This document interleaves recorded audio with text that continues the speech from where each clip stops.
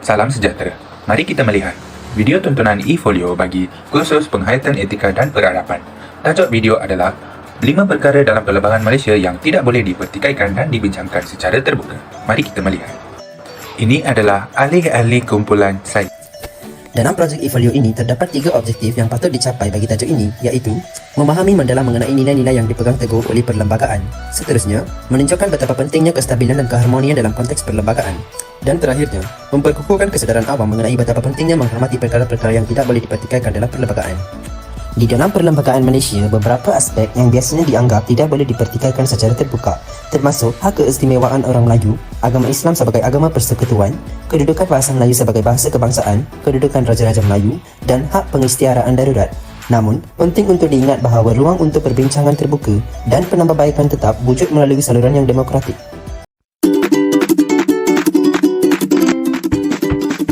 Mengapa agama Islam dijadikan sebagai agama persekutuan?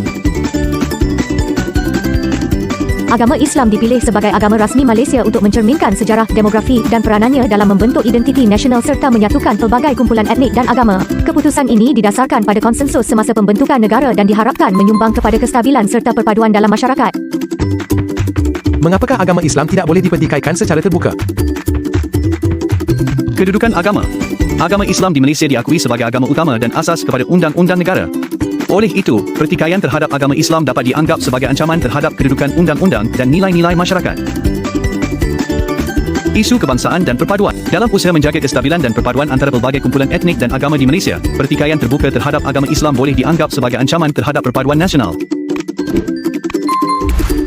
Individu yang menghina agama Islam di Malaysia diambil tindakan undang-undang di bawah Akta Hasutan atau undang-undang lain. Ini mencerminkan sensitiviti masyarakat dan kerajaan terhadap isu agama untuk memelihara keamanan dan perpaduan negara. Seterusnya merupakan kedaulatan Raja-Raja Melayu. Ia merupakan salah satu perkara yang tidak boleh dipertikaikan dan dibincangkan secara terbuka. Mari kita lihat mengapakah kedaulatan Raja-Raja Melayu tidak boleh dipertikaikan dan dibincangkan secara terbuka. Hal ini demikian kerana menurut perlembagaan, kedudukan Raja-Raja Melayu adalah mutlak dan tidak boleh disentuh. Hal ini dimaksudkan untuk melestarikan dan menjaga institusi beraja sebagai simbol kesatuan dan identiti negara.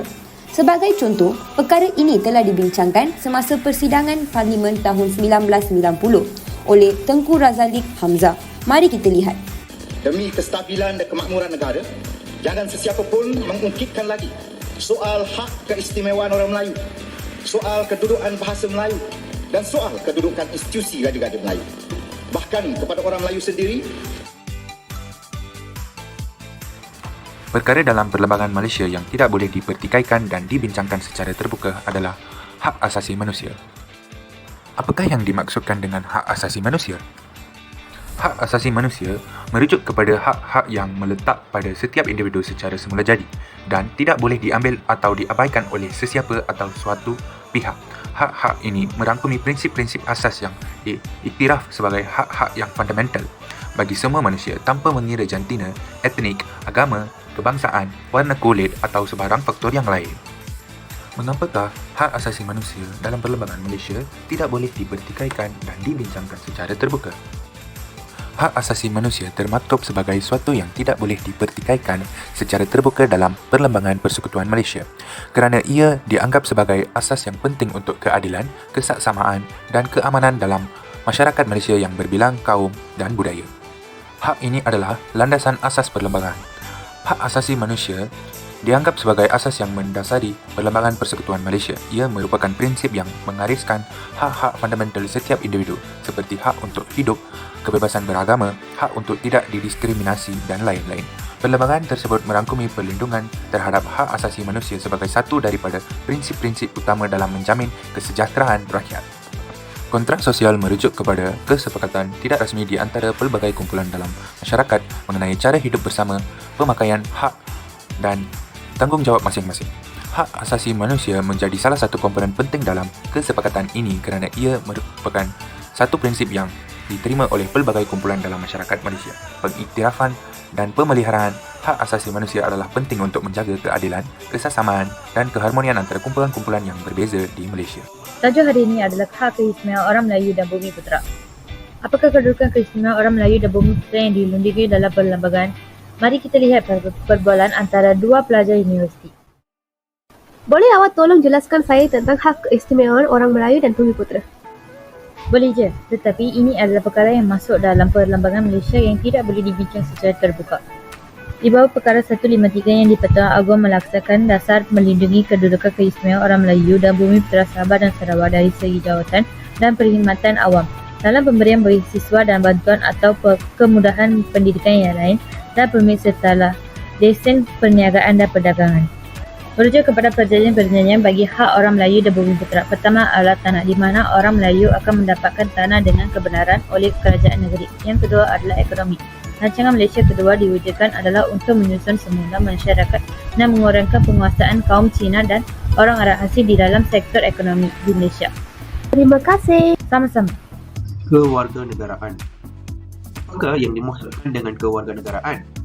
Hey, adakah anda tahu mengapa kewarganegaraan tidak boleh dicakap?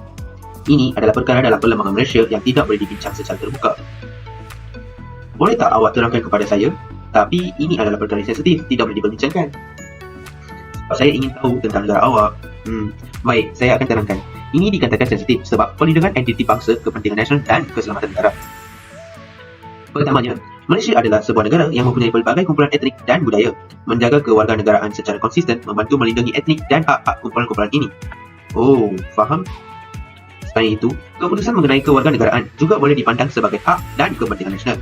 Oh, bukan itu sahaja, kontrol ketat terhadap isu kewarganegaraan juga berkait rapat dengan keselamatan negara. Faham?